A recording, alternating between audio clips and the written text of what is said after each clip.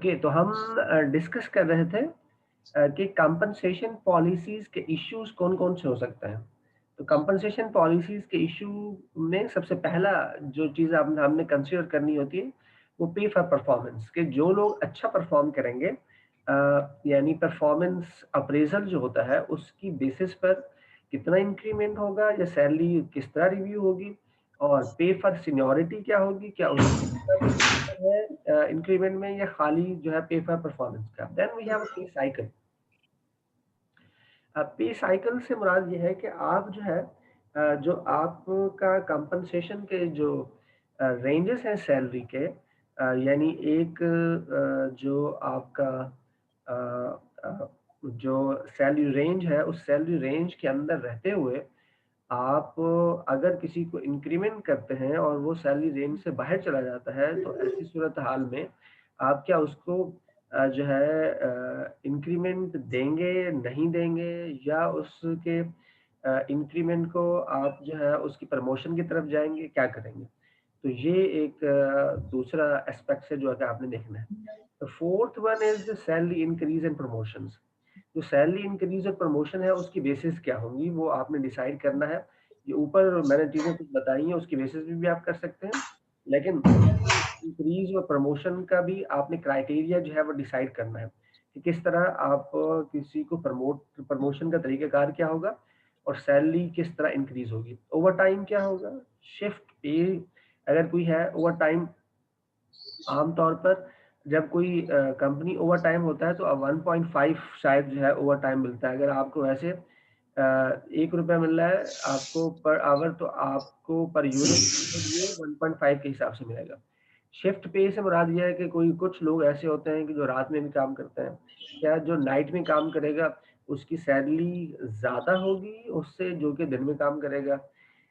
तो ये चीज़ भी आपने देखनी है कि शिफ्ट पे से क्या पेड एंड अनपेड लीव्स।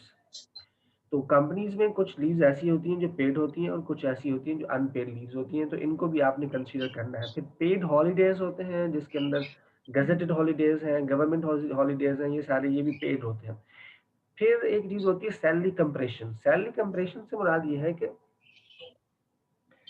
जब आप किसी कंपनी के अंदर ज़्यादा अरसे तक काम करते हैं तो 2 चीज़ें हो जाती हैं उसमें। एक चीज़ तो ये हो जाती है कि या तो आपकी सैलरी बहुत ज़्यादा हो जाती है आपकी डिज़िग्नेशन से या आपकी सैलरी बहुत कम हो जाती है according to the market. Market को सामने रखते हुए अगर देखा जाए तो उसी सेम जो पैकेज है, उस सेम पैकेज में कंप्रेशन में आमतौर पर वैसे सैलरी कम का ज़िक्र किया गया है, कि आपकी सैलरी जो लोग पहले से वहाँ काम कर रहे होते हैं, उनकी सैलरी कम हो जाती है मार्केट में से नए आने वाले लोगों से। यानी जो पहले लोग वहाँ काम कर रहे होते हैं, उनकी सैलरी जो है कम होती है, जो नए लोग जॉइन करते हैं उनकी सैलरी ज़्यादा होती है।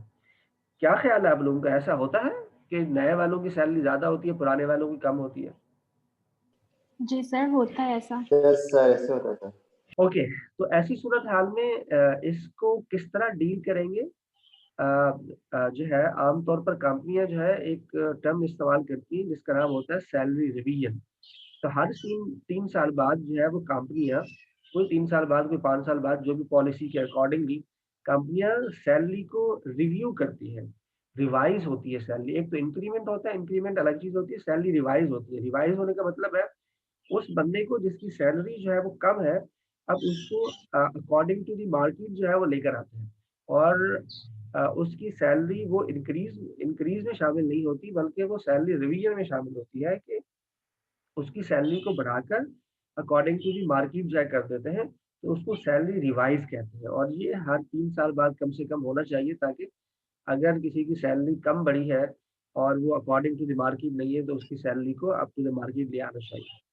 Then we have geographical cost of living differences जो हम अगर अ, एक बंदा कराची में रहता है और एक बंदा इंटीरियर के किसी शहर में रहता है, तो इस दोनों के जो कॉस्ट है वो डिफरेंट होगी।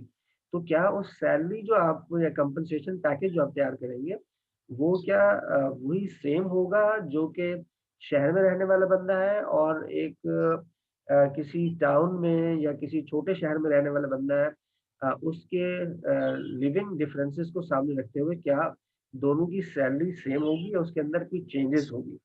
तो ये भी एक कंसीडरेबल फैक्टर है जिसको आप सामने रखकर आप कंपनसेशन पॉलिसी को तैयार कर सकते हैं। जी, कोई क्वेश्चन हो इससे रिलेटेड तो आप पूछ लें, फिर हम आगे बढ़ते हैं।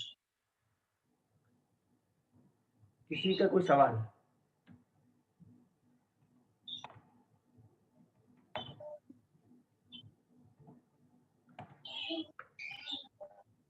जी, किसी का सवाल नहीं है?